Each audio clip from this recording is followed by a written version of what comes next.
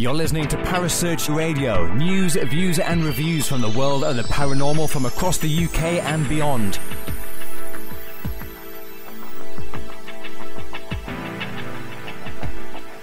Find us on Facebook, Twitter and the World Wide Web. Parasearch UK Radio.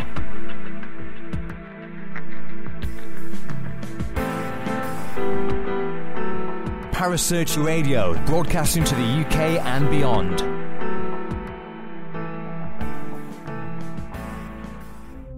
The views and opinions expressed by presenters and guests are their own and do not necessarily reflect the official policy or position of Parasearch Radio or its affiliates and sponsors. Listener discretion is advised.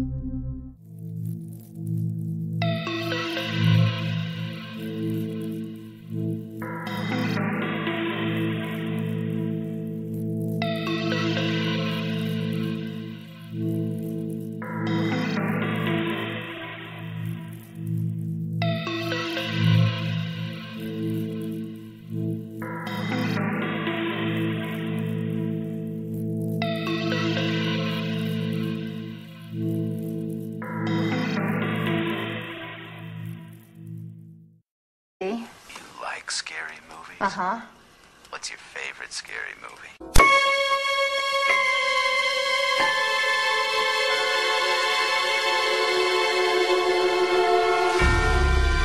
Oh, no tears, please. It's a waste of good suffering. A census taker once tried to test me. I ate his liver with some fava beans and a nice Chianti. Chucky, wanna play? You know, it's Halloween. I guess everyone's entitled to one good scare. Be afraid. No. Be afraid. Be very afraid. I'm your number one fan. I am eternal, child. I am the eater of worlds and of children. There's no more room in hell. The dead will walk the earth. Please, God. This is God. You're gonna need a bigger boat. They're coming to get you, Barbara. They're here. Here's Johnny. I see dead people. She just goes a little mad sometimes. We all go a little mad sometimes. This 6-year-old child with this blank, pale, emotionless face and the blackest eyes, the devil's eyes. Power of Christ! The power of Christ compels you! It's alive. Oh, it's alive. It's alive. It's alive. You gotta be fucking kidding. What do you want? I want to hear you scream. I want to play a game. It is time to keep your appointment with the Wicker Man. The box! Who's in the box? What's in the box? What's in the fucking box?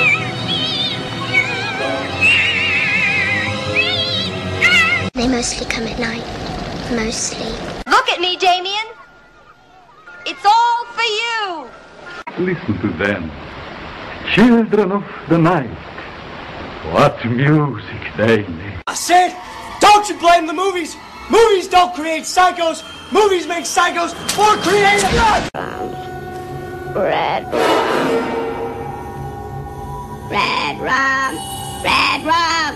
Red rum. Have you checked the children? Of my life. I'm not gonna hurt you. You didn't let me finish my sentence. I said, I'm not gonna hurt you. I'm just gonna bash your brains in. I'm gonna bash them right the fuck in.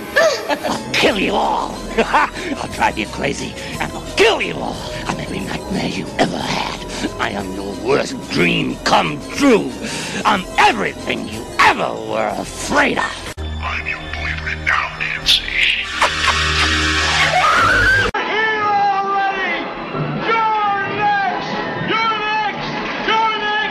It rubs the lotion on its skin or else it gets the hose again. We'll tear your soul apart. They're What an excellent day for an exorcism. I'm gonna swat that fly.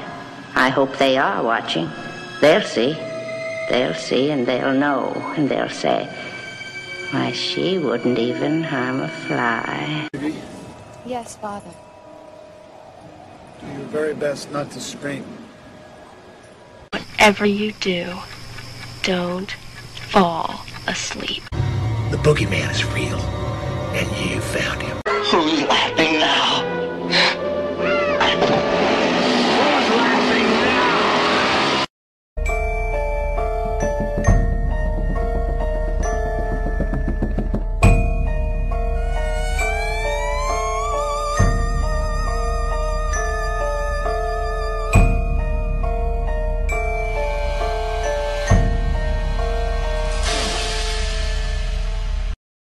Good evening. Welcome to the Paranormal Pop-Up Show. I am Kerry Greenaway. I am joined this evening by Mr. Paul Rook. Hello. And Mr. Andy Mercer. Good evening. Mwahaha. Well, that gave you a little taster of what we're talking about tonight. We're talking about horror. Whoa. Well, that gave you a good old start to the show, didn't it? It did. It was really good. I think there was a clip from just about some really famous horror movies out there. So tonight we're going to talk about how you can survive a horror movie. I thought we'd have a little bit of fun on this Saturday evening. Mm-hmm. Sounds good. Do we like? We do. Yeah, absolutely. Let's go for it. Well, before we begin, let's just put a shout out to anybody who's listening. We do have a chat room. If you look down the bottom of your screen, there's a little speech bubble widget next to the live Paranormal Pop-Up Show. You can join us live in the chat room and give us your take on how you can survive a horror movie. Now, Scream. Let's start with Scream, because in Scream, they actually gave us some pointers on this, didn't they, Paul? They did, and they've done it in all of the films. They did. There was 4 Scream all movies. For the sequels, yep. And I have them, actually. I have them listed. I have the first 3 as well. The 4th one's a bit... but yes, I've got the first 3, yeah. Oh, I've had such a fun day doing this show. I have to say, such a fun day. Okay, guys. So, Scream 1. Let's have a look at Scream 1. What did we learn from Scream 1? The film itself is excellent. It's a real parody, isn't it? It tells you the story of how a horror film is supposed to work. It's a film almost within a film. The way Wes Craven did it, I respect. Sorry to jump in there, Paul. Actually, one of my favourite horrors is the way it does the way it does what it does. It kind of, it plays on the idea that it is a horror film, and it really does use the formula, but it's so blatantly obvious it's doing it, but yet it does it in such a wonderfully good way. That's it, and Scream. I really do love Wes Craven horror films. He's amazing. Just the way his brain works, it's so sick. Love it. Didn't Wes Craven bring us Nightmare on Elm Street as well? Absolutely. Yep, he did. Some of his very early work was also very nasty indeed. So yes, I quite agree with Paul there. Man's got a very twisted mind. Yeah, I like the Wes Craven Wishmaster films. Oh yeah, they were really good. And every time the Wishmaster gave a wish, it was totally the opposite way of. It is like karma. It was really good. It certainly is. Anyway, back to Scream. The first movie gave us some first tips. Yep. The first one was you may not survive the movie if you have sex. Yeah, absolutely. Oh, see, I love that. You both go, yep, that's right. If you have sex, you're dead. Yeah. Right?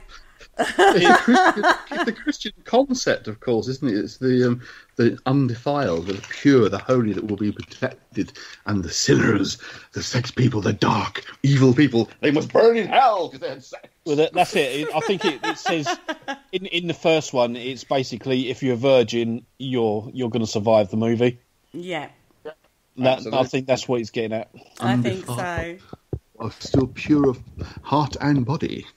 And it isn't until I think it's the fourth one, or the third one, where they do actually decide that, you know what, whether you have sex or not, you're going to die. Yeah, it's the fourth one. Virgins can die. In the fourth one, they make that rule up. They change the game, don't they? Yeah, you've got to. In the fourth one, I thought the fourth one was disappointing because it just played along the usual lines of a horror film. It almost ignored the rule breaking and the rewriting of the first three and went back to the standard format. I was really disappointed, I have to say. And I know that it was supposed to be the first of another trilogy, and it didn't actually do very well. So that's probably why you've never seen the others, or so far haven't yet. Yeah.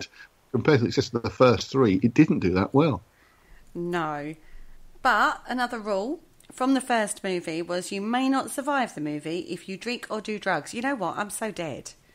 Nope. It's pure of heart again, isn't it? Yeah. I'm so dead already. That's it. I mean, if you drink or you're high on drugs, you try to escape through cat flaps in the garage doors and things. This is true. Well, yeah, you don't. Yeah. Okay. There's no garage door on the planet that would do that to you, is there? Let's be honest, it wouldn't even go off the ground. Chopped in half by a garage door. And you may not survive the movie if you say, "I'll be right back," "Hello," or "Who's there?" I'll be back. Yeah. It's almost like a start of a really bad joke, isn't it? Knock, knock, who's there? And I also think if you're calling someone's name excessively loudly, then the chances are they're dead already. Yeah, very much so. Yeah, so there's no point. All you're doing is giving your location away. That's all you're going to do. Exactly. You might as well have a big sign saying, "I am here, kill me." Yeah. Kill me now. And I think that the parody of Scream was the Scary Movie. Oh, and I love those movies. One. That is an absolute amazing film. It just basically takes all those rules and exaggerates them so much. Mm-hmm. You know, there was that, I think, the one where she says, like, "I'll be right back." But they had the typical teenager girl running away from the killer, and she's like, "Oh, is this the bit where I fall down now?" Thud. Oh, I'm not, you gonna stab me. We've been chased by the masked guy, absolutely, yeah.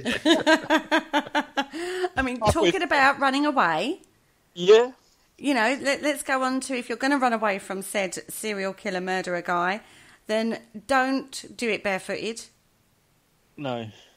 Oh, yeah, the shoes always disappear magically. Suddenly the shoes, when you need them, you can't find, you're just taking them off, and suddenly they're not there, so you have to run away in barefoot. And if you're a woman, you have to be in your underwear, of course. You can't have clothes. No. They have to fall off magically all by themselves, or at least you've taken them off. Then they chase after. Yes. That happens to Andy all the time. So don't be bad, and don't wear heels, girls. Just putting that out there. Heels are not great to run in. They're really not. And we found that out last week. I don't feel heels the best of times. Not even men's heels. And just so you know, you are going to fall over nothing. Yeah. Absolutely. Blade of grass, attack you. It will, yeah. Pebble. In fact, everything in a movie is out to get you, basically, in a horror movie. Absolutely. Mm-hmm. Just so, to survive it, you need to surround yourself with everyone you can beat in a race. Because all you need to do is beat them. So run faster than... As I was saying before, you don't have to be the fastest runner, but don't be the slowest. Yes. Or be clever. Yeah. Or be just really clever. Right, now the second Scream movie taught us a few more lessons. It did. It taught us that the body count is always bigger. Yeah. That the death scenes are always much more elaborate with more blood and gore. Mm-hmm. And if you want your films to become a successful franchise, never, ever... But they never finished that. No. Because I think he died then. I think he did. I think he actually died, actually. But apparently the third rule was allegedly never, ever, under any circumstances... Now, this is a really key point, guys. If you're in a horror movie, never, ever assume that the killer is dead, because it always comes back. That's it. And he's almost like superhuman, so he's got to be a little bit stronger than he was in the first one. This is true. Yeah, This and I is think very, very true. by Scream 3, you know, he's got to be Superman. Yeah. Yes, I agree. Basically, shooting him won't work. Stabbing them doesn't work. Well, any means of killing them doesn't work. You basically have to blow them up, basically. Yeah. And that's what the first rule in Scream 3 is. That's true. And you just read that out, didn't you? No. I know that, you see. I know this because I know How to Survive a Horror Movie. After today's... I'm going to tell you a little funny story. That's so funny. Today, I was looking into how to survive said horror movies, and I had one of my sons was at home and one was out.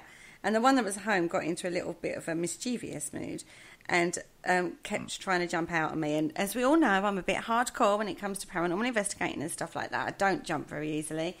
And he hid under my desk. And I went upstairs to put something upstairs, came down, sat back at my desk, didn't see him. Started watching horror clips. And then he grabbed my leg, right?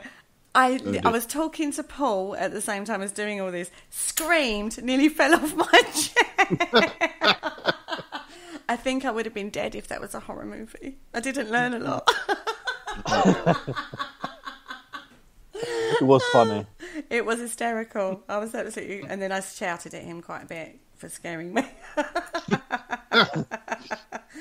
Okay. So, anyway, that was a little side story there. Right. So... What else in Scream 3 did they say?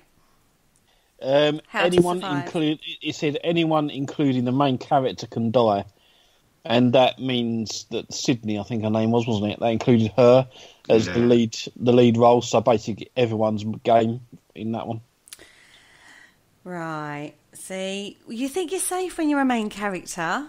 You are in the first two, but when it's a trilogy, you're dead in the third one, in the last one. Yeah, that's because the lead character gets bumped off quite early. So you have to use a whole new cast, which is cheaper to pay for.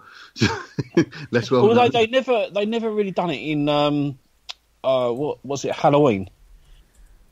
No, they never killed off the main character in Halloween. She kept going. Yeah. What's her name? Actress.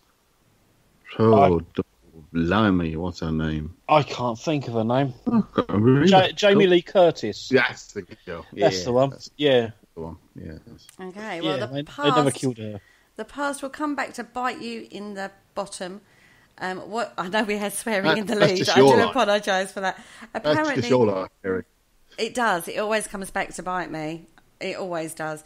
Whatever you think you know about the past, forget it. The past is not at rest. And I am reading this, Paul. Any sins you think were committed in the past are about to break out and destroy you. Yep. Yeah, and I think I'm even looking at the same page you are as well. You probably are, because there was a page on this that we found, which I have to say I loved. I also found 98 things I learned not to do from horror movies.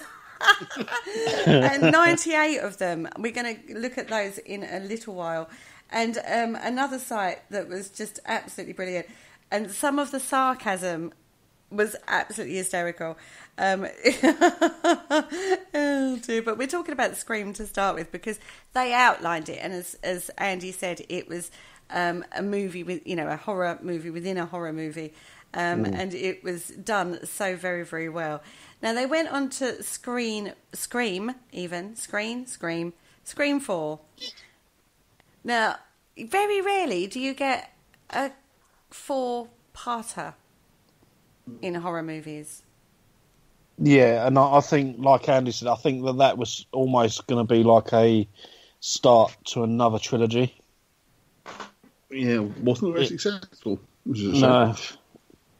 But I think they just drew it out too much. Well, that is where they changed up the ball game in regard to rules, because we all knew rules, we all know the rules by now, and they changed it. So they said that the death scenes have to be way more extreme, which I think if you think of Final Destination, those scenes just got. I mean, goodness, some of those were just weren't they?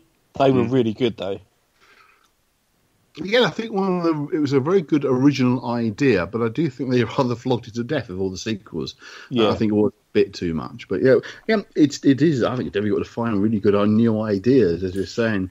Isn't the last film also connected to the first one? Wasn't it almost like a prequel? I must admit, I haven't to the aeroplane. I gave up to this. I gave up after the second one. Right, okay. They all do sort of link up with the aeroplane disaster. I mean, the first two did, but I think the last one is almost like a prequel, and it explains why it happened on the plane. I'll tell you what was quite sinister for me. My dad is a big John Denver fan, so the song I quite recognised and remember hearing when I was a kid. So hearing that now, especially with people dying in a plane, was like, great. Yeah.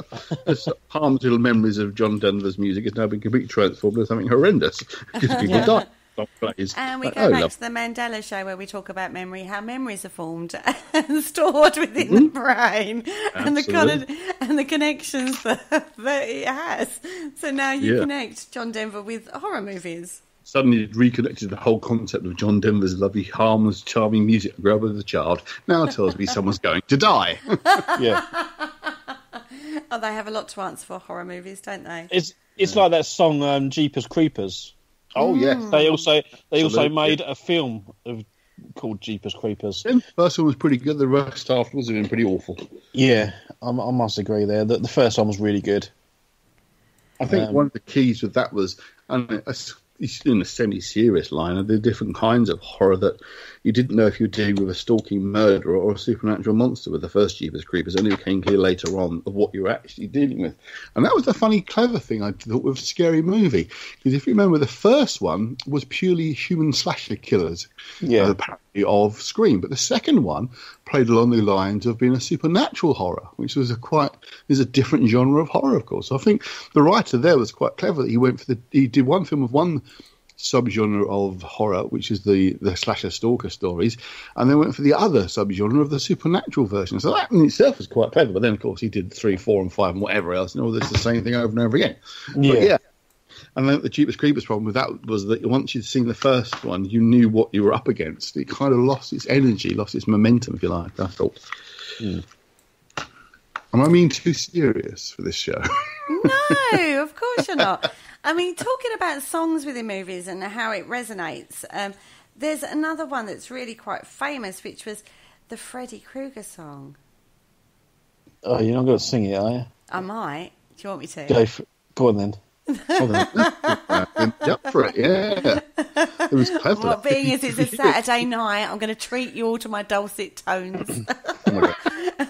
He goes, do we need a music license though for this? I think you need to cover your ears. Actually, I think I'll read it. Let me just read it because that'd be so much easier for everybody to listen to. 1, 2, Freddy's coming for you. 3, 4, better lock your door. 5, 6, grab a crucifix. 7, 8, gonna stay up late. 9, 10, never sleep again.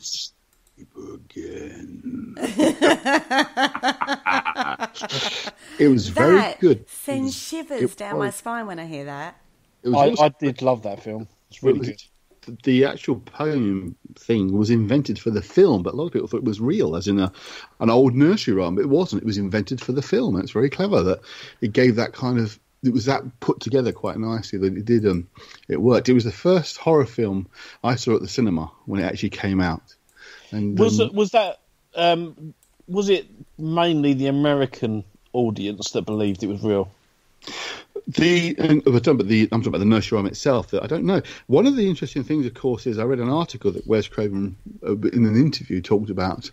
It was all based around the problem of sleep paralysis and hypnagogic dreaming we've talked about before. That the whole dream monster of Freddy came from people's experiences in sleep paralysis and hypnagogic dreaming, which he'd read about and found was quite fascinating. And that was what inspired the idea. And interestingly, here's a little one for you. You probably don't know. Do you know it's obviously set on Elm Street, as in the title number on Elm Street? Yeah. Do you know where the Elm Street comes from? No. Well, he chose the name. Elm Street is the road on which JFK was shot. That's why he chose. Oh, okay. I didn't know that. Yeah, that's why he chose the name Elm Street, as in A Nightmare on Elm Street of a very different kind. Oh. Awesome. He's quite clever, isn't he, old Wes? Yeah. Ties things together. But it was great the way he actually did a lot of research into that and then came up with what has become very much an iconic horror film. And again, that had loads of sequels, and they're all, again, diminishing returns. They were never as good as the previous one. In fact, the last one, the remake, or the reboot, was just dreadful. Yeah. It was just pointless. It really was. If there was a more pointless remake than that one, I do not know of one. Oh, I do. I know one that's more pointless. Freddy versus Jason. Yeah, that was awful. They're just silly, aren't they? Gosh, that was awful. I think that was quite possibly one of the worst films ever made, but they sort of had a run of those sort of films, and they done Alien versus Predator. Now, I thought that film was so good. It actually it tied into the story of Predator, and it also tied into the story of the aliens. Mm-hmm. So I really enjoyed those ones. I did like also, just going back to the Freddy stuff, the last proper one in the sequence. Again, that really did play with reality of the Freddy creature coming into the real world of the actors and actresses who've been in the original films, because they actually used their own real names for the characters they were playing, which were kind of playing themselves, reflecting on the characters they played, that was now becoming more real, that Freddy himself had become real because he'd been playing in films so much. That, again, Wes Craven at his best. It was very clever. Anyway, that does lead us on to another rule, which is don't go to places such as Haddonfield, Crystal Lake, Elm Street, Amityville, Bates Motel, Woodsboro, or any other area that you have heard in regards to a horror movie. Raccoon City was another one. That's what film is that? I know the name. What is it? It's Resident Evil. Oh yes, that's it. Yes, yes. But we're going to be touching on that subject in the next pop-up show. We was discussing this earlier. Actually, we're going to do. We're going to how to be survive a zombie apocalypse. Oh, I'll leave you two to that one. Don't irritate the hell out of me.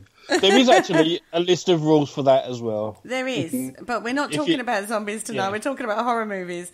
Now, another one which will sing to our very own Andy Mercer's soul is if you find that your house is built upon or near a cemetery, was once a church used for black masses, had previous inhabitants who went mad or committed suicide, or died in some horrible fashion, performed necrophilia or satanic practices, just move away. Just don't buy it. Just don't go there. Just don't buy it, all right? There's a little hint for you. Absolutely. I'm also amazed just how many sacred Native American grounds are in America. It says that the entire country's full of them. I think they seem to get absolutely everywhere. Now, I have been looking into the sacred Native American traditions, right, regarding burial rites, and that's incredibly interesting, and that is a show we're going to do sooner or later about sacred American burial grounds and whether or not they are cursed or not, because I think you'll find they're not. Yeah. Quite frankly, from my research so far. I am looking into this because it is a bugbear of mine. This is a bugbear of mine. I think it... I do have a bugbear or two. I think it's just stories to keep people out of them. It didn't really work, though, did it? No. Never stops builders, that's for certain. I was about to say that, because it didn't stop the American people building buildings on them. Mm-hmm. Allegedly. It's a very good word, that. It's legalese. I love it. I don't want to get prosecuted. Exactly. Yeah. Allegedly. Pop the allegedly in your safe. Right. Another rule for you guys to think about and mull over. You never, ever, ever read a book of demons summoning aloud. Not even as a joke. Nasfu fericta declacto montaya domasina tata. Oh, you're just turning me on now. Do you want me to leave you to it, you know? You just keep talking Latin to me, Andy. Well, I assumed that was Latin anyway. That's commonly known as a load of baloney, but never mind. He just ordered a number 32 from the Chinese. It sounded good to me, whatever way you did it. I have any practice or experience of using summoning spells of any kind, shape, or form. I wish to make that entirely clear right now. So you don't do that? Not even as a joke? Not even as a joke? No. And if you'd watched The Mummy, which isn't really a horror, you would have learnt that lesson before you even entered your horror movie. Yeah, because she read from the Book of the Living or something, did she? Book of the Dead. Maybe laughed one of the funny times. No, wasn't it the Book of the Living she read from? She read from... It's the other way around, isn't it? So the Book of the Living brings people back. That was the idea. The Book of the Dead kills does them. the opposite. Yeah. Well, it's what to do when they're dead, but the Book of the Living, which doesn't exist, is the idea of resurrection. But yeah, she said, a line in the film I love was, whatever harm came from reading a book? Yeah. Thought, yes. You should have read That's a very famous line. You should have read the blurb first, you know? Like I say, if I go to a cabin in the middle of the night and there's a weird old book, unless it's Enid Blyton, I'm not going to be reading it. No way. It's pretty weird anyway. What, Enid Blyton? Yeah, it's a very dark stuff in there, I tell you. Oh, I'm going to have to reread my Enid Blyton, aren't I? That's really backwards, of course. Oh, well, Yeah. of course. Subliminal messages. I love a subliminal message. Right, now this is one for you Americans, because very few UK people have a basement. Never, ever, ever go and search your basement when the power has just gone out. Just don't do it. No. Or you hear noises down there, just shut the door, lock it. Yeah, it's fine. It always baffles me why spirits and allegedly demons and monsters and stuff all hang around in the basement. Well, it's closest to the ground, isn't it? So there come subterranean beasts coming up from the floor and they come to eat your brains. Okay. Through the ground, yes. It's a close connection to the underworld itself. It's the doorway to darkness and all that stuff. Yeah. On that note, we're going to take a quick break. And then when we come back, we're going to tell you some more rules regarding how to survive a horror movie. Hello, Harry Price here. Good evening. If there's nothing myself and everybody else enjoy here on the other side more is the sit back and relax and listen to Parasearch Radio with its paranormal news, views and reviews from across the UK and beyond. Make sure to find out more about them on Facebook, Twitter and the World Wide Web, whatever they are, to keep up to date with all their broadcasts throughout the week. And I hope you enjoy them as much as we do over here. Hello? Is anybody there? Welcome back. You are joining the pop-up show. I'm in the studio with Paul and Andy, and tonight we're telling you, or teaching you, and giving you some tips on how to survive a horror movie. And if you have a basement, we ended it on, if you have a basement, just don't go down there. Lock the door, you'll be fine. Now, there is another rule that if your children speak to you in Latin or any other language, which they don't know, beat them. Beating them is always a good option. But, you know, any voice other than their own, just shoot them. Shoot them at once. Don't even muck about. Just shoot them. It's going to save you a lot of grief in the long run. I mean, it's unlikely they're going to die easy because this is a horror movie, you understand. But, you know, just go with the shooting in the head. It just saves a lot of hassle. They're bulletproof. Yeah. I just want to put out there that Parasearch Radio does not condone violence. Yeah.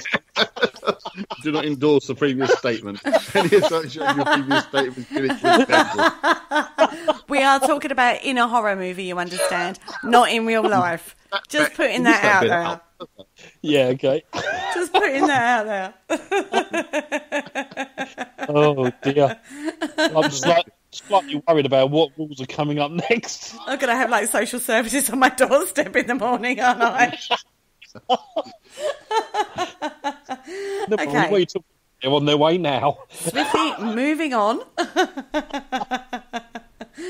When you have the benefit of numbers, so like if there's more than like, you know, one or two of you, don't ever pair off or go it alone. Just don't do it.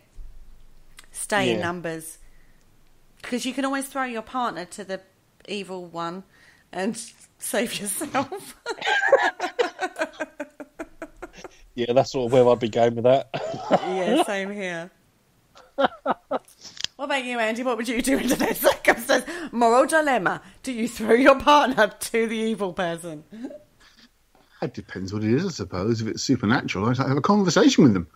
If it's a stalking slasher with a big knife, yeah, just throw the person next to you at them. I'm glad we're on the same programme. Now, if the gang you're with plans a fun midnight party in the town's... Oh, see, this just sounds like a paranormal investigation, right? If the gang plans a fun midnight party in the town's old abandoned mansion, don't tag along. See, I'm there. I'm there on this one. We're We're all there, aren't we? Yeah. Especially don't tag along if everyone's going as couples, except you're the odd guy gal out, and if you're the gang's jokester, you may as well write up your last will and testament whilst driving them to said place. That is a paranormal investigation. A lot of these rules, I'm thinking, I kind of do this every Saturday night. Well, to be fair, when we went out on our jaunt that we've still got to do the show for later, you all left me in the car on my own.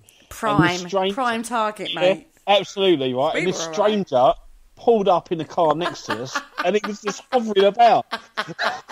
Dogger, that's all I can say. You could have never seen me again. It would have been fine. It was, luckily. Luckily, it was. Who was in the worst position? You're sitting in a nice, comfortable car with the lights on. We're walking through a bloody wooden pitch black. I'm not quite sure we're in a better position than you were. Sitting next to the next car over had the murderer in it. What, Paul? What Andy doesn't tell you, as we walk off, the three of us walk off, right, and leave you in the car. I went, right, now the next rule of the horror movie is we don't split up, right? Mm-hmm. Yeah. So the next thing, Andy says, I'll join you guys in a minute. Me and Richard, then carry on walking and leave Andy in the woods all by himself. And I went, and then there were two. Richard's like, I'm getting a little scared now. I was so tempted to scream out. I really was. Scream something and, help me, God, help me, but I didn't. That would have been so funny. Honestly, you would have been on your own. Me and Richard would have run in the opposite direction, I'm telling you now. You would have run to the car. No, we wouldn't have run back to the car. We would have carried on to the really weird clearing that we ended up coming across and really freaking out. Oh, dear. Oh, my goodness. Anyway, back to the films. Right, back to the films. Yes, sorry. Right, as a general rule, don't solve puzzles. Because they could quite possibly open a portal to hell. Oh, isn't that like Hellraiser? I think it might. I think that rule is particularly for Hellraiser himself, yeah. Yeah. See, I'm more into the slasher movies than I am those sort of supernatural horror. I'm the other way around. I can't stand the slasher rubbish. I much prefer the supernatural. They're much more interesting. No, they just annoy me. Okay. They do. I mean, I went to see The Conjuring 2, and that just annoyed me, no end. Oh, God, it annoyed everybody. That annoyed everybody. What are you talking about, Paul? That's what I mean. I just go to the cinema and watch that sort of stuff, and it just ends up annoying me, so I don't even bother now, because it's all the same rubbish. And although I did vote it the best comedy for 2016, or something year come out. But... yeah, no, I prefer the slasher movies and stuff because there is actually a story there.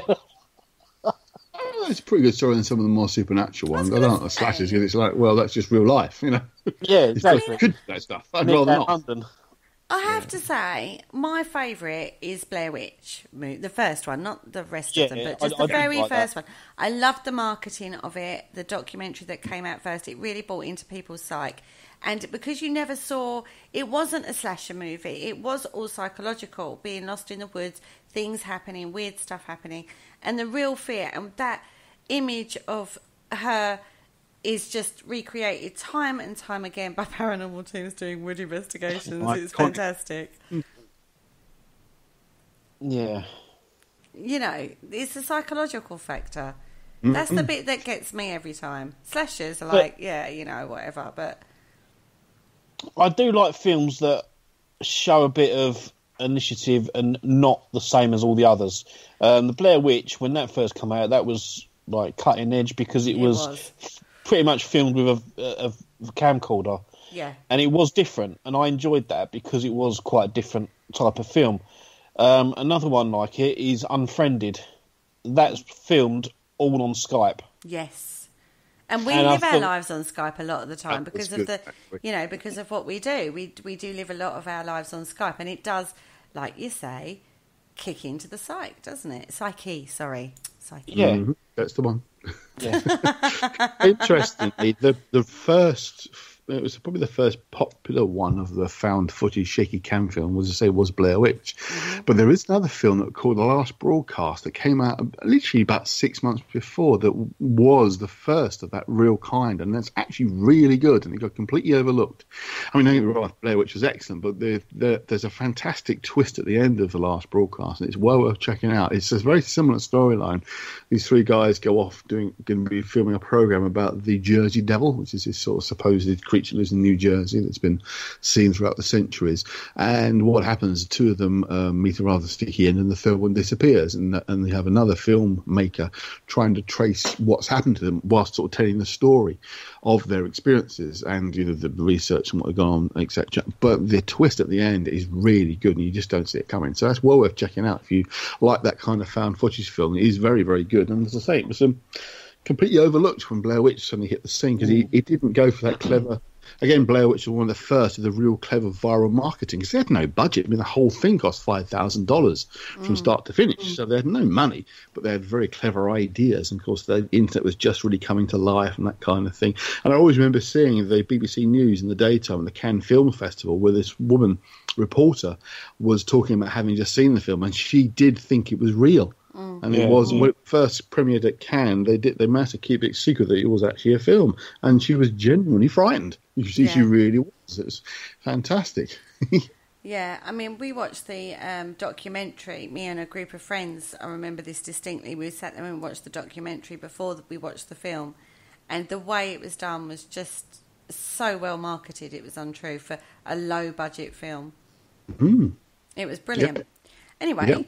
Leading us on to our next point of what not to do or how to survive a horror movie is if your car runs out of gas in the middle of the night when you're on your way to your scary location to do your necromancy, do not go to the nearby deserted-looking house to phone for help.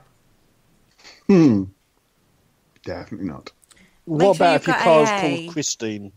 You're knackered straight away. You're done, babe. Just right you will.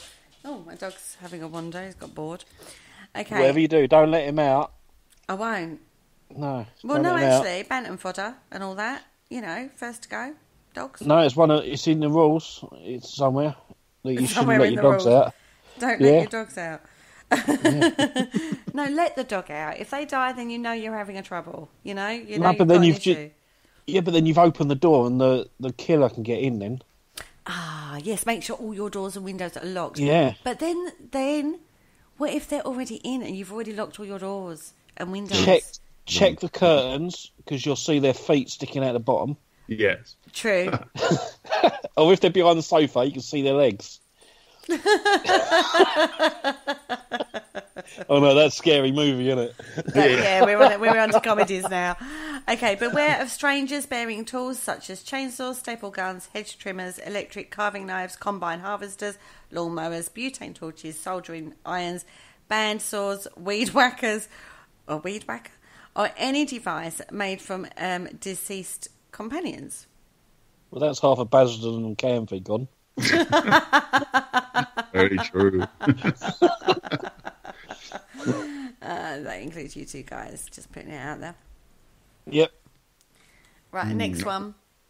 Right, you must. Now listen, guys, this is really, really important when you're in a movie. Listen to the soundtrack and pay attention to your audience. Because, they kind of give you clues as to when it's going to happen. Of course they do. If you turn the soundtrack off and watch a scary movie without the soundtrack, it's not as scary. No. And I've always done that. Every time I've watched a horror film, it's obvious when things are going to jump out and scare you, and you just listen to the soundtrack, and it ruins the whole... It's supposed to set an ambience, but it just ruins the whole film. Because it's basically saying, in a minute, someone's going to jump out and scare you. This is true. Exactly, so, yeah, it ruins it. Soundtracks have a lot to do with things. So listen to your soundtrack when you're in a movie, guys, because that will give you a good clue. But if you're in the horror film, you're not going to hear the music either. Well, there's a couple of things that come to mind. Unless you're like Peter Griffin in Family Guy, when you have the band following you around. Yeah, there is that in a particular comedy film that he's walking on the violins, walking behind playing the violins. Yeah. Wasn't that in Scary Movie too? No, it wasn't. It's another one that's done it was Mrs. Not horror. Mrs. Brown's Boy did that one. Okay. It was a violin, wasn't it? And she's like, will you go away? Shut up, it's what you weren't expecting. We're looking at faces. Okay, so going on to the don't go to the deserted house. Don't go to a deserted town either. It's probably deserted for a reason. But again, that just sounds like a paranormal investigation to me. It does, doesn't it? And if you start hearing loud sirens in the middle of the afternoon, run like hell. One of the few, I must admit, one of the few films that have been based on games that actually quite worked, I thought, was the Silent Hill films. I think they're pretty good as film adaptations of games go, because most of them tend to be pretty dreadful, but the Silent Hill ones aren't bad, I thought. That's just too freaky for me. I can't watch them. Oh, that's excellent. Yeah. Good game, though. That does help. It was, yeah. The first one was good, but yeah, no, I just can't watch the film. It's freaky. Because you live on your own, don't you? They might come and get you. I do, but no, it's not. To be honest, I think the freakiest horror films there are out there are the ones with the Japanese are the worst. Oh, yes. When they have those horrible ghost things and they're like bend over, crawling along the floor backwards and things. And that is, yeah. Oh, no, that's just so freaky. That reminds me of The Ring. Yeah. Well, yeah, they do that. That's it. Yeah, I mean, they do that, but then she sort of bend her knees, but bend the knees the wrong way round and then start crawling towards her. It's one of those things. It's a lot of kind of Japanese culture almost of horror is this whole notion of this sweet innocent girl becoming transformed to this very demonic monster that often they are young girls or young kids, often there's many girls that are these really it's like the total antithesis of a young girl, sweet, innocent, harmless is in fact this scary demonic monster that can kill you. So they've made quite a few films that play along that kind of notion, but it's their urban mythology, if you like.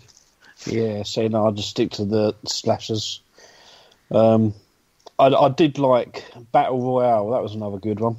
Yeah, that was There's so many different versions of that. Even they've even just re-released one, the Belko Experiment. That's quite a new film out, and basically it's about this company Belko, and they're out in the middle of nowhere, and they invite 80 of the staff to come into work, and then they basically shutter off the whole building, and then over the tannoy it says, right, what you got to do, you got to kill 10 of your colleagues or we're going to start killing 20 of you. Oh, blimey. So they don't do nothing, obviously, at the beginning of the film, so they kill off 20 of them, just at random points, and then it's like, well, now we're going to, if you don't kill the next 30 of you, we're going to kill 60. And they're like, well, okay. And then you get the two groups where they faction off. One don't want to kill and the others are chasing them. And yeah, it's really good. Quite a good film. Okay. Yeah. Anyway, it sounds like you're not going to survive that, whatever. No, you won't. You'll never survive that one. No. Okay. Now, moving on slightly. Strange lights. They're seldom seen as good things in horror movies.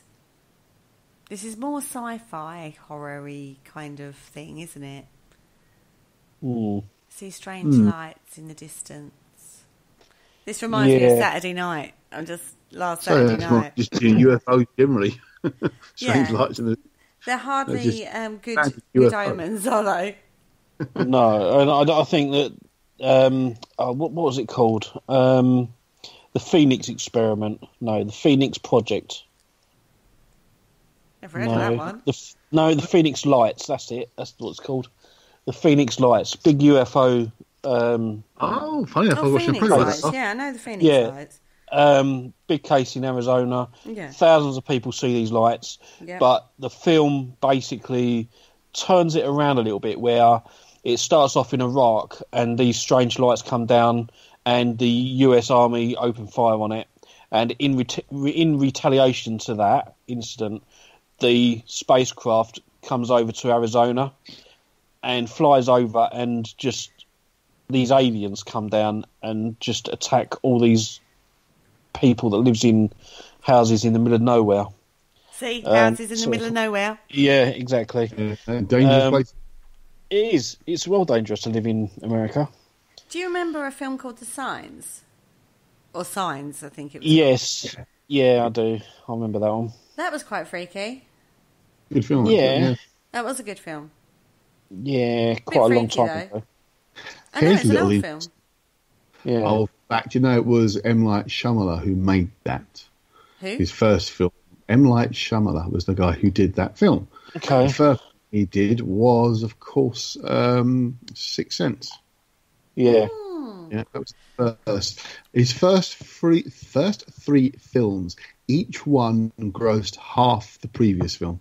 So Sixth Sense was a massive hit. I forget which came second after that, but the next two made half the money the previous one had made. So eventually not making no money at all, because it keeps getting halved as it goes down. But yeah, that was M. Night Shyamalan's work as well. He's done a few good films, but yeah.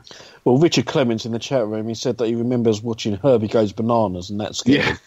Well, think about it. A car that's possessed and has his own mind and runs around. That is pretty scary. Oh, he was good. Herbie was good.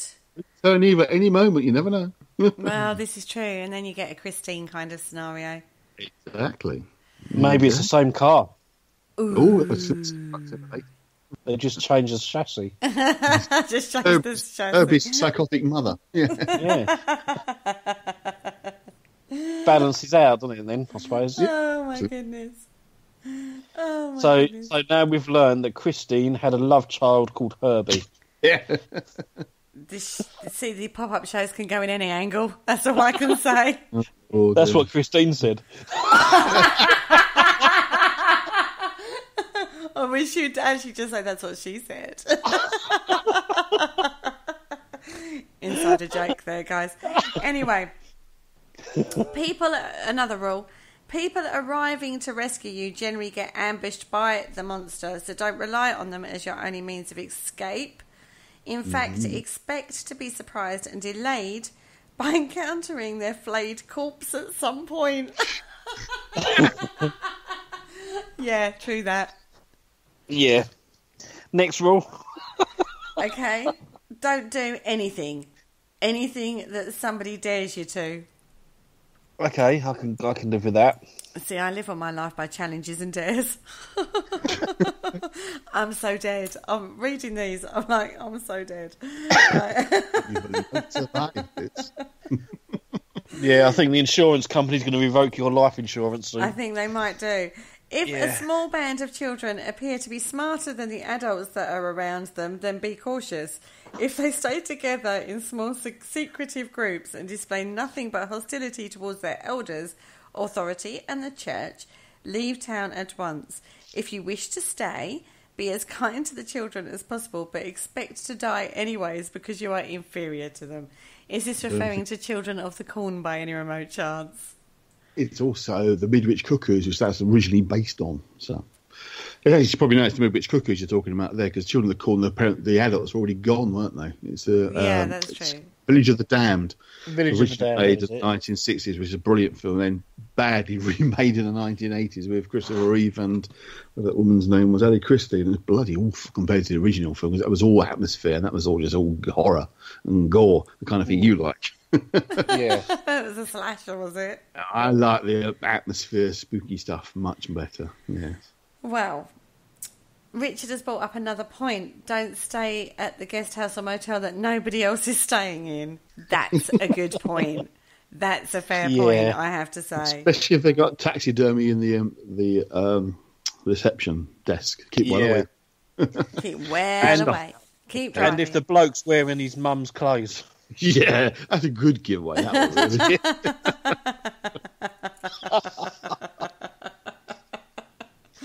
And if you do find yourself in a motel that nobody else is staying in, don't fall asleep. Don't leave your companions. Don't look for homicide. Yeah, don't shower. Don't look for homicidal chainsaw wielding psychopaths by yourself. Don't play on CB radio. Don't do any of those things because you are going to die. Just hide under the bed, actually, your best bet. Yeah. With your gun. Yeah. Stay there till morning. However, if you do manage to lose a few body parts along the way, don't despair. Don't despair. You just take this opportunity to replace them with weapons, such as chainsaws and harpoons. I love that one. That refers to Ash, doesn't it? I love Ash. Yeah. Very good films. Again, the original Evil Dead was brilliant. It was done on a shoestring budget, and you can tell by the bizarre special effects, but they just work. They're just ridiculously over the top. And then the modern remake just lost all the humour, because it is a very funny film as well. There's a lot of deadpan stuff that's just completely left out in the remake. It's like just gore for the sake of it. It's just pathetic. Why are they doing I haven't seen that. It's on my list to watch. Oh, I've got so much on my list to watch. It's untrue. But that is. As much as I love it had Xena in it. I mean, come on, Xena was in it. So as much as I love the original, I didn't even didn't watch it to the end. I gave up with it. It was just like, nah, I can't be bothered with this. This is rubbish. Got the old one out and watched that instead. You know, I like watching Quentin Tarantino films. Oh, they're brilliant. And I know that obviously with the Tarantino films, you get a lot of blood and gore. Like with Kill Bill, for example, you know, she lops off an arm and like 10 ton of blood flows from his arm. But I also found out that Quentin Tarantino has got psychotic tendencies, and rather than being a killer like he's got the potential to do, he channels it through all his films. Blimey. And that is why they're all so bloodthirsty, because he's channeling his psychotic tendencies into films, so he doesn't have to live them out. Yes. Probably a better option then. Absolutely. I mean, yeah, I do know a few children that display those sort of psychotic tendencies, and I'm going to put them into film school. Horror film school. Oh, absolutely. It's got to be horror film school. Okay, skeptics. They're always proved wrong in some horrible, nasty, painful way. Be a believer. Be a believer. Be a believer. Believer. Yep. That's a true rule, that is. Paul, I think she missed it. She missed the joke there completely. I didn't miss the joke. I am a believer. Oh, my God. No, that is a true horror. Yeah. That is the true horror. I know. There's a little insight to my musical taste for you guys. No, it's an insight to the fact you have no musical taste. Oh, and he drops the mic and walks away. I don't mind a bit of Justin Bieber. I am not going to lie. And there's a little saying that I keep trying to break at the moment. You will have mine. Yeah, I'll get there eventually. Well, he only sells one copy of his songs, and that's you obviously buy them. That's to me. Yeah, that's true. So that's your fault. Yeah. Don't be a smart ass. Did you know, right? None of his records were released. They all escaped. Yes. Don't be a smart ass, because it'll get you killed. That's all I'm going to say. That's another rule. You're safe. That's another rule. You're safe, aren't you? I think I'm going to be a psychopath and become the killer in a movie. They have all the fun. Why do you think we're on Skype but not in the same room? Well, you did say you was going to kill me for our anniversary, Andy, so, you know. Anyway, we're going to... Sorry. We're going to take another quick break, and then we're going to come back and carry on discussing a few more rules from the horror world. Hello, Harry Price here. Good evening. If there's nothing myself and everybody else enjoy here on the other side more is the sit back and relax and listen to Parasearch Radio with its paranormal news, views and reviews from across the UK and beyond. Make sure to find out more about them on Facebook, Twitter and the World Wide Web, whatever they are, to keep up to date with all their broadcasts throughout the week. And I hope you enjoy them as much as we do over here. Hello? Is anybody there? And we're back in the room with you guys. And another rule for horror movies, how to survive a horror movie, is don't, under any circumstances, go to summer camp. We don't have that in the UK. Yeah, that was always lost on the English audience because we don't have bloody summer camp. So, well, no, we're not going to go because we don't have it. We don't have it here, so we're safe. We do. We do have. Yeah, that was delinquents. We've got they're called PGL. They're called PGL camps or campsites, and they're tailored mainly for schools, so they can go away for the week and kids do activities and stuff, rather than having like 6 weeks holiday camp. But yeah, we do have those type. Yeah. All right. So there you go. Yeah, well, I'm looking them up because I've got 6 weeks with my children coming up soon. Well, they're called PGLs. PGL, and I do believe that someone said that they mean parents get lost. Great. Yeah. I'm quite happy to get lost. I'm really quite happy to do that. Just send all the kids to PGL camps. Particularly if there's one with a psychopath living nearby. Just add that in. Okay. Yeah. However, if you are a child, don't panic. You're not going to die because monsters only attack overly horny teenagers. Children cannot be killed in a movie, only possessed or absorbed. Yeah. Uh-oh, my eldest is in trouble. He's a teenager. Death comes for you. In 2 weeks. He's 13 in 2 weeks. Oh, he's not there yet. All right. Stay for another 2 weeks. Exactly. So we'll get him in there for the first week of the summer holidays at least. How old do you feel now? You're about to have a teenage child. I feel Won't be a child. Maybe a teenager. As a child, you that strange thing between childhood and adulthood, that kind of middle ground that's quite terrifying. He's already here. He comes home with moods, and I go like, "What's the matter?" Nothing, and that's all I get. Okay, off you go to your room then. Grow exponentially for the next 5 weeks. And suddenly you're going to get out. I'm moving out. You're in my house. Where did it come from? I'm moving to the wilds of Scotland. Leaving him to it. Just send him cash. He'll follow you. He will come for you in the night. And then we lead on to that if you're being chased by a monster and you find one of your friends and they ask, "What's wrong?" Don't try and explain. Just keep running and just shout. No. You trip them over so they fall down. Then you carry on running. That's it. You just got to outrun them, haven't you? No, you just have to scream "run" and hope that they'll follow you. And if they don't, you trip them over so they won't follow you. They'll get him instead of you. So. Well, just it's stay there. Tough luck, isn't it? Stay there. Kill the monster for me. You're my friend. Yeah. Off you go. That's it. Oh my goodness. Yeah. Now, another one. Guys, are you ready for this one? If you should run across one of the escape routes from the previous rule, hold on, better read the previous rule, hadn't I? Yeah. Okay. If you should easily enter a home that you've either heard a scream from, why would you do that?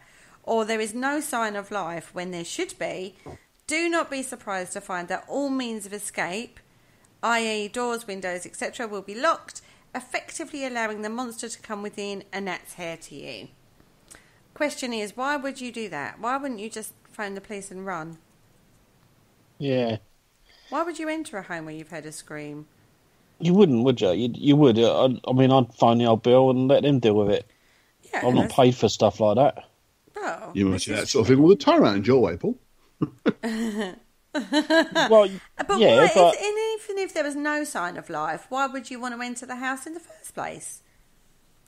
Yeah, exactly. I mean, years ago when I was working on the railway, right, I had to phone the police because there was a suspect package on the platform, and they asked me on the phone to walk up to it and have a look inside the bag, and I was like, "Do you know what, mate? I'm not paid to do that. No, exactly. You do that. That's your job, not mine." So I actually said that to him as well, and it's like, yeah, exactly. It's the same situation, wasn't it? You know, you hear the scream, you phone the old bill, and they go, "Well, have you had a look in there?" No, it's your job. You do it. Yeah. Yeah. So there you go. Well, but I don't even know what to say to that. I can't believe they asked you to open it. No, like blow my head off, and yeah, no, it's all right. You're not supposed to approach any, any. And they're supposed to be a member of staff, which he is. So yeah, well, and then they clear the thing and call the bomb squad. Surely. Yeah. Anyway, they don't know that. If you should run across one of the escape routes from the previous rule that is made of glass, do not waste time pounding on it, just breaking it. Just break it. Even if you cut your hand or sever your arm or whatever, just do it because you've got a better chance of survival than a chest wound. Yeah. And it's going to be the least of your worries, isn't it, really? It will be. Cut Least of your worries if you're cutting your hand. Yeah.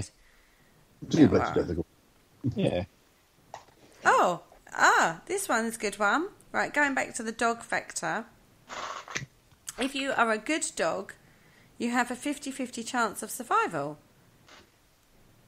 Good dogs will only die if they stand up to the monster in defence of their master. There you go. Okay. So your dog's safe. But if you're a bad dog, you will be dead by the movie's end. Therefore, kill all the people you encounter except for your ex-master, who you feel strangely compelled to avoid. What movie are they talking about there? God alone knows. Could it be Legend? No idea. Or Cujo? That big demon dog thing with Stephen King, early story. Didn't the dog die in Legend because he was trying to protect his master from? I don't know. Legend. What's Legend? Is it I Am Legend? You talk about the Will Tom Cruise Smith. movie? No, it's Will Smith. Isn't it? Yes, Will Smith.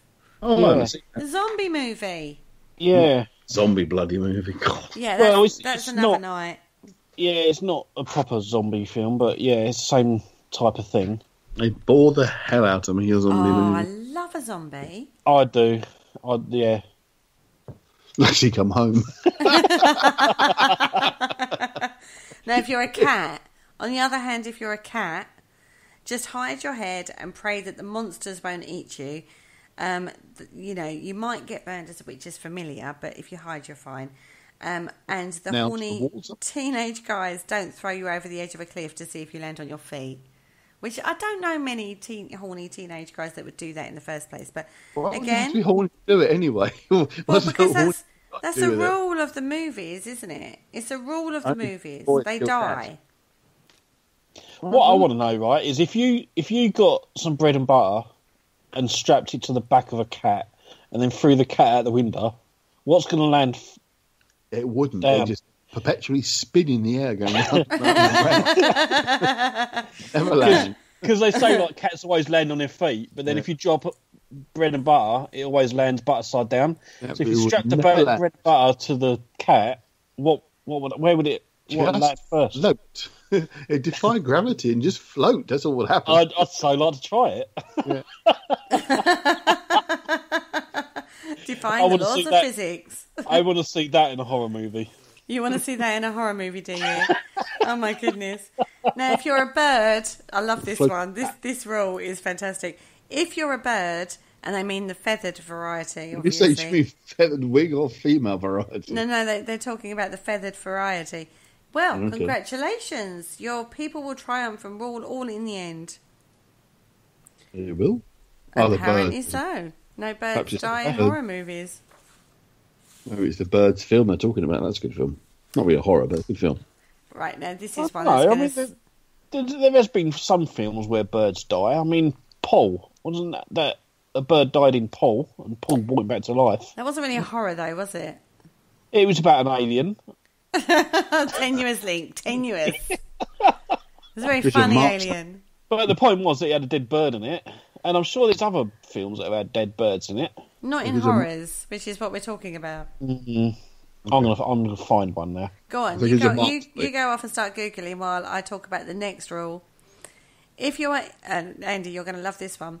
If you're even somewhat religious, become an atheist immediately. Otherwise, monsters will invariably seek you out, gloat in defiance of your weak faith, and say mean things about your deity. Yes, very much so. We don't need to be a monster to do that. I do it all the time. Oh, it's just how you rock and roll on a regular Saturday night, isn't it? Yeah. Oh dear, my goodness me. Okay, I think we are going more into zombies on this one. Right, I just found one. Right, found one. There's a film called Dead Birds, 2004, and it's about Confederate soldiers hold up an abandoned plantation after robbing a bank and find themselves at the mercy of supernatural forces, and that's got dead birds in it. Other birds, like horror birds. Mind you, The Birds was a pretty bad horror movie, Hitchcock. Yeah, and do you know what? Pirates of the Caribbean had dead birds in it. Did it? Yeah, no, it did. Dead bird. What, the last one? You've not seen the new one, have you? I haven't seen the new one, no. No, there's some dead birds in that. Oh. Yeah. Oh. Are they because they're horrible ghost birds? They're ghost crows, I think they are. Oh. Okay, well, we'll scrap that rule then. And I suppose technically, Resident Evil, one of those films where they were all attacked by the birds because they were all zombified, and they were attacked by birds. If you remember, when they were in the desert. No, I don't remember that. Okay, they were all in the desert in a big school bus thing. Oh, okay. And they got attacked by hundreds of zombified crows. Zombified. That should be the zombie show. Yeah, I know, but they're dead. That counts as dead birds, doesn't it? Now, so there you go. I've just been tagged in a post by our very own Jay Lynch, who is currently on a paranormal investigation at Ashmore Estates. Now, he is standing in front of a cornfield, which takes us back to signs. And he's a dead goat, does he? No, they are fighting with... I honestly don't know what they're fighting with. Beelzebub? I would say more wobbly lightsaber type things and running it around. They're having fun. Bless him, they're having fun.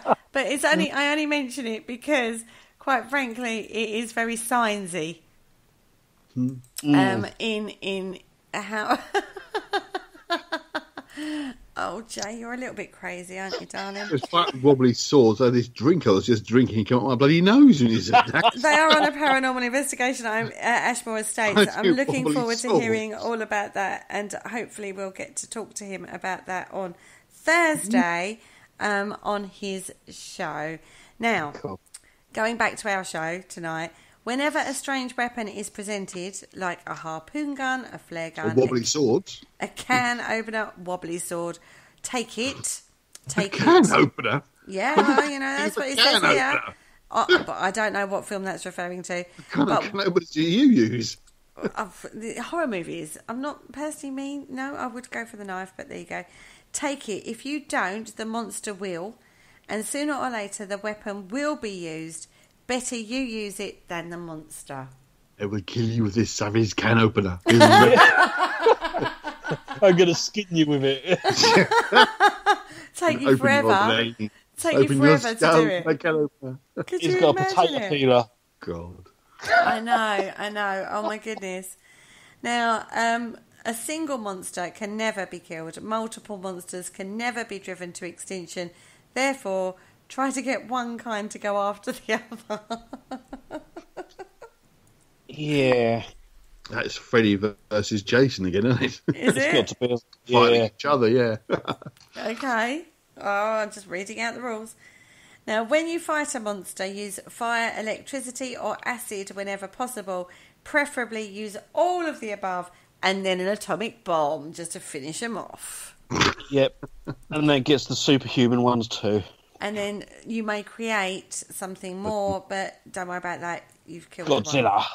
They won't get the cockroaches. Oh, goodness me. Cockroaches. Oh, I hate cockroaches. Anyway, all I heard they atomic... don't like you either. Sorry? I heard they don't like you either. I don't care. They'll stay away from me then if they don't like me. They will stay away from me. I'm quite happy about that. I went to the zoo. I took my little one to the zoo and he held one. And he's like, Mummy, why are you taking the photograph from 20 foot away? I can't bear him. Literally can't bear him, right, Leo. That's my littlest. Anyway, all atomic weapons, having said using an atomic bomb to kill said monster, atomic weapons can cause normal creatures to grow huge and carnivorous, as do all chemical and germ weapons. So don't use them, because they're not good to use in a horror movie. Okay. Just saying.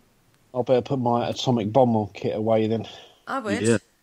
Yeah. I mean, because we all have a Keep handy it for a rainy day. Yeah, we all have an atomic weapon to hand, don't we? Well, what I might do is just like dismantle it and make myself a flux capacitor, put it into a car, and off I go, 88 miles an hour. Yeah, but your car's not going to work because cars never work in horror movies. Remember this? Oh, absolutely. Yeah, but if I'm doing that, I'll be in a sci-fi movie, so it'll be fine. You're going to be in the sci-fi where aliens attach themselves to your face. Suddenly switches genre. If you're going to do that, don't invite them back onto your spaceship. Okay, I'll better find my spaceship there first. A DeLorean, that's the word. That's the car I was thinking of. Oh. Yeah. Just don't do it because it's never good, you know? Yeah. Never ever good. All right? All genetic experiments. I think we're getting a little into the scientific realm here, if you're a scientist and all this. Well, they are in the chat room because I went from DeLorean to now TARDIS. Yeah, you love your Doctor Who, don't you? Yeah, and I'm looking forward to the announcement tomorrow. Who's it going to be? I know. Who do you think? Well, as long as it ain't a woman, it's fine. I'll be Chris Marshall. I want it to be Chris Marshall. I don't do think he will. He's the only person, let me diversion totally here, but I was just saying on a Facebook post, of all the main names have been put up, all of them have said that it's not them, apart from one person who said nothing, Chris Marshall. Yeah. He's kept completely quiet. So, yeah, be pissed. Yeah, but then who started that rumour? It was Moffat, wasn't it? Well, no, really. He suddenly quit a very successful TV show for very flimsy reasons. That's exactly what I said. That's what I said. Yeah, but a real die-hard Doctor Who fan knows Moffat lies. Well, it's rule number one. The best thing about rule number one of Doctor Who. When the next Doctor starts, Steve, what's his name? Stephen Moffat's gone. Can't stand him. Yeah, I don't know. He's awful what he's done to Doctor Who. He should be shot. Yeah, I agree.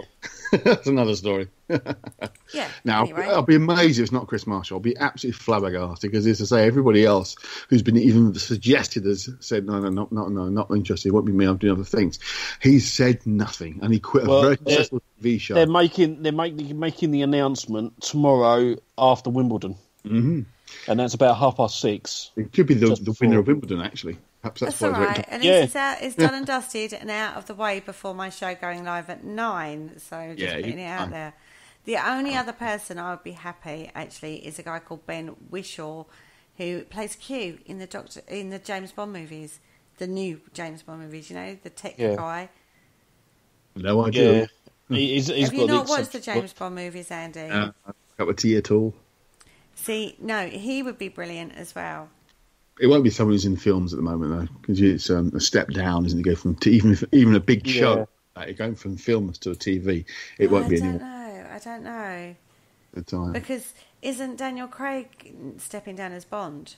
No, he's doing another one. No, he's doing another one. He's doing another one. Oh, okay. So, but go from being a major character in films to then going back to TV.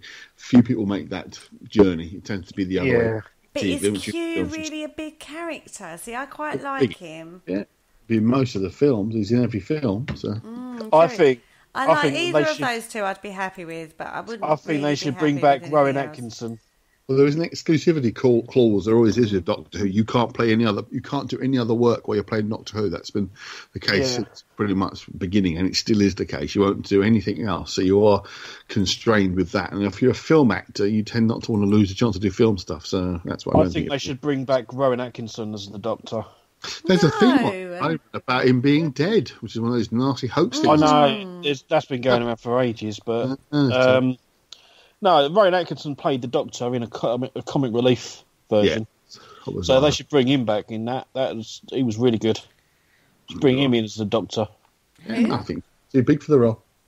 Rowan Atkinson. We're completely got on track. Sorry. Yeah, we've gone on to Doctor Who now. Fun. Yeah, this is fun. It is a pop-up show. Like I said, it can go in any angle. Okay, so rules in comedy. Yeah, rules in comedy. Let's go. No, horror. Yeah. Let's go into horror. All genetic experiments will create humanoid mutants, whether or not human primate DNA is used, with big teeth and claws and tough hide, impervious to bullets, and never play God and try your hand at gene splicing. Yeah, that'd be The Fly, won't it? Well, there's quite a few little movies out there for gene splicing. Yeah. Don't cut your genes, they fall off. And last but not least, in our list of how to survive a horror movie, always make eye shots whenever possible, as all monsters ignore chest limb attacks. If you hit the eye, the monster will be blinded for a while, maybe, if you're lucky. And if the creature even has any eyes, if you're really lucky, and even has any eyes to shoot in the first place, there is that. I have eyes and so we can dodge the bullet. Yeah. So, now we've survived said horror movies, let's talk about faves. Right. Oh, look, talk about reoccurring numbers, 22. Carry on.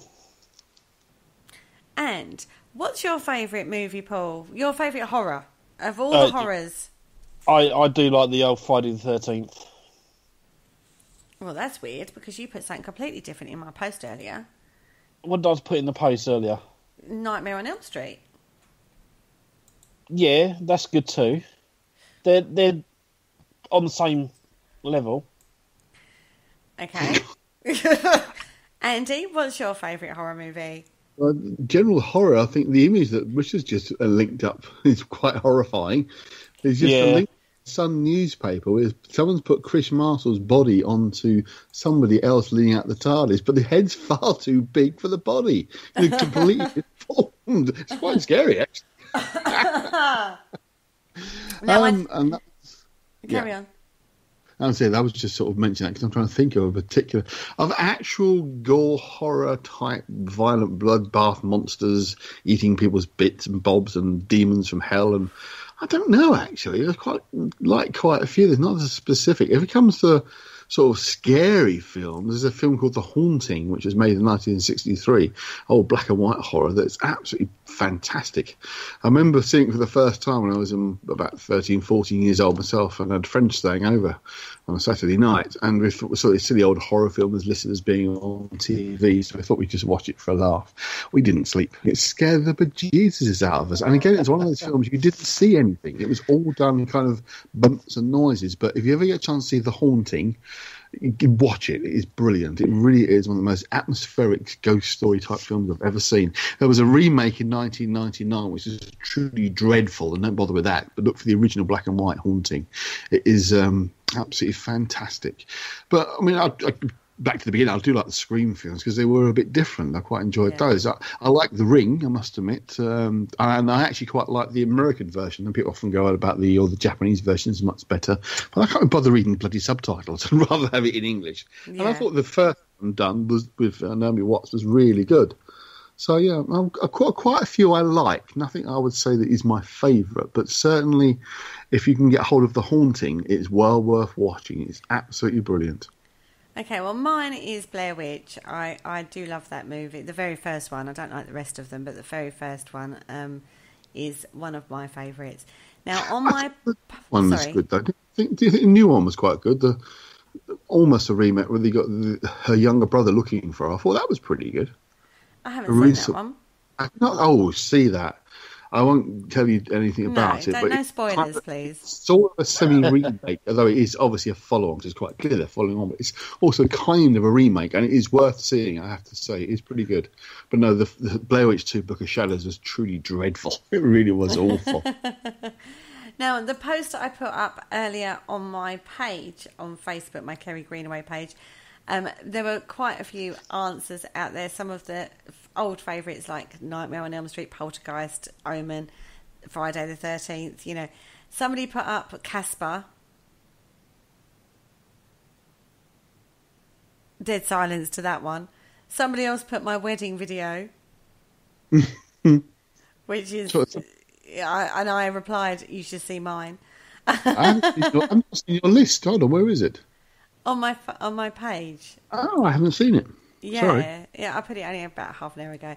And then David from our Paramania show that we do, Paramania Station, the owner of the station said, Friday the 13th, it makes me laugh.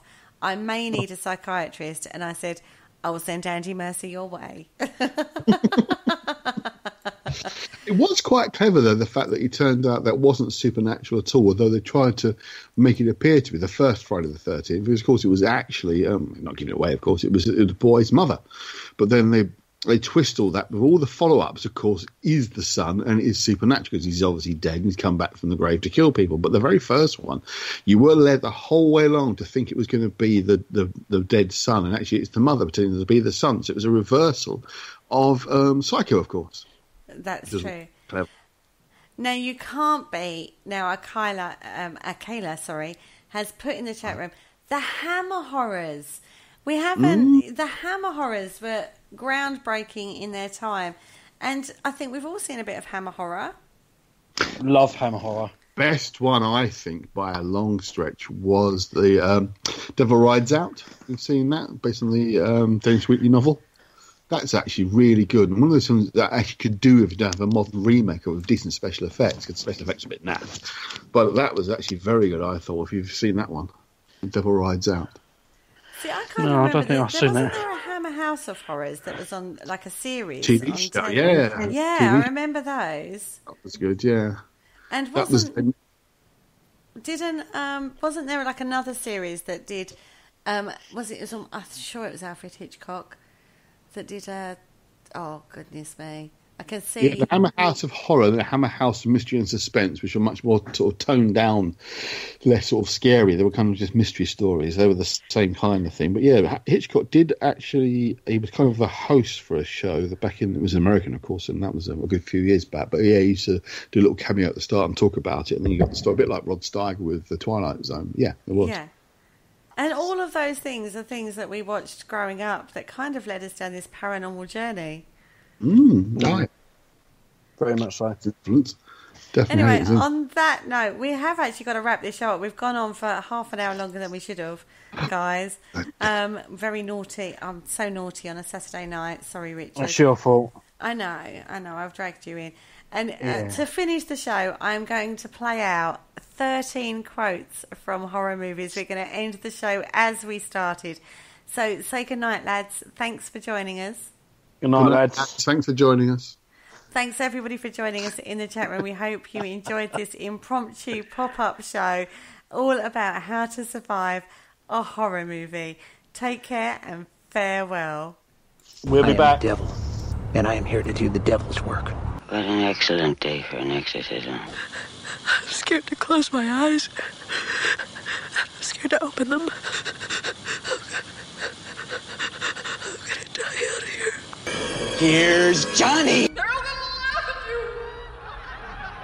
They're all gonna laugh at you. They're all gonna laugh at you. Kill you all. I'll drive you crazy, and I'll kill you all. I'm every nightmare you ever had. I am your worst dream come true. When there's no more room in hell, the dead will walk the earth. You're gonna need a bigger boat. I see dead people. We'll tear your soul apart. A census taker once tried to test me. I ate his liver with some fava beans and a nice Chianti.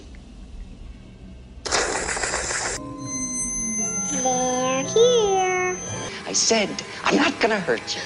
I'm just gonna bash your brains in. I'm gonna bash them right the fuck. Thank you for listening. Don't forget to join us for more shows throughout the week. Find us on Facebook, Twitter, and the World Wide Web to keep up to date with all the shows right here on Parasearch Radio.